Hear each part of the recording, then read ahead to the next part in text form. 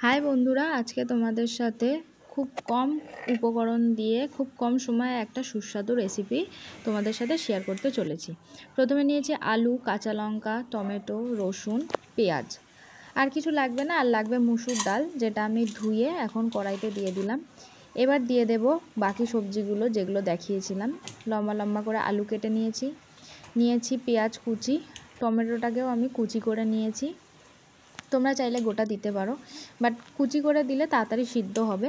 আর এখানে ঝালের পরিমাণ অনুযায়ী আমি 2টো কাঁচা লঙ্কা কুচি করে দিয়েছি, আর দিয়েছি রসুনটাকেও কুচি করে দিয়েছি। তোমরা চাইলে ওটাও গোটা দিতে পারো। এরপর দিয়েছি পরিমাণ মতন সর্ষের তেল আর দেবো না, তাই একেবারে তেলটা একটু বেশি করে দিলাম। তারপরে একে একে সব গুঁড়ো মশলাগুলো দিয়ে দিচ্ছি।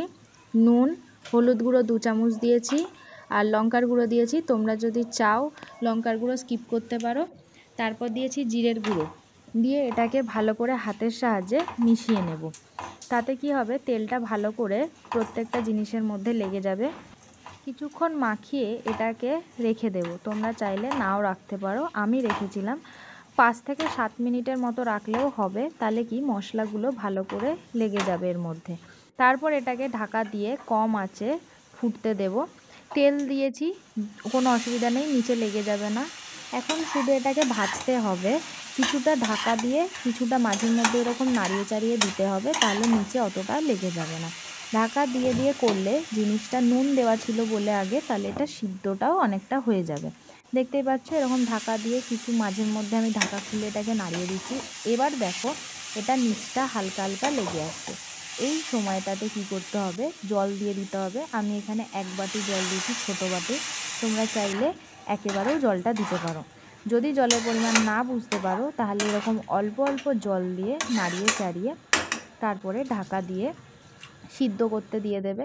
তারপর জলের পরিমাণ যেমন লাগবে সেই অনুযায়ী জলের পরিমাণ ওটাকে বাড়াতে থাকো।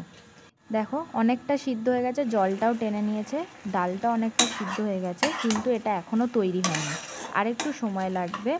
এখানে মাঝে মাঝে আমি এই সময়টাতেও একটু নাড়িয়ে চাড়িয়ে দিচ্ছি, ঘেটে দিচ্ছি, দিয়ে আবার একটু জল দিয়ে ঢাকা দিয়ে দিয়েছি। দেখতেই পাচ্ছ এবার প্রায় সিদ্ধ হয়ে গেছে, জলের মধ্যে সবটাই।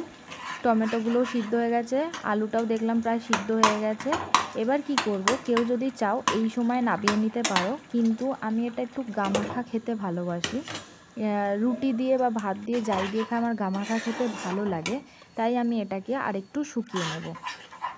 এই সময়টাতেও তোমরা নামিয়ে নিতে পারো যতটা শুকিয়ে আছে, কিন্তু না, আমি আরেকটু শুকোবো, কারণ খেতে সত্যি খুব ভালো লাগে।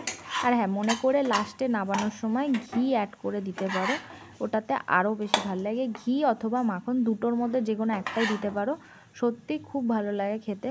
তোমরা খেয়ে দেখো। আর হ্যাঁ, এই রান্নাটা একটু ঝাল ঝাল খাবে, এতে মিষ্টি কোনো পরিমাণে অ্যাড করবে না। অনেকে রান্নায় মিষ্টি দেয়, এই রান্নাটা একটু ঝাল খেতেই ভালো লাগে। তো তোমাদের কেমন লাগলো অবশ্যই জানিও। টাটা।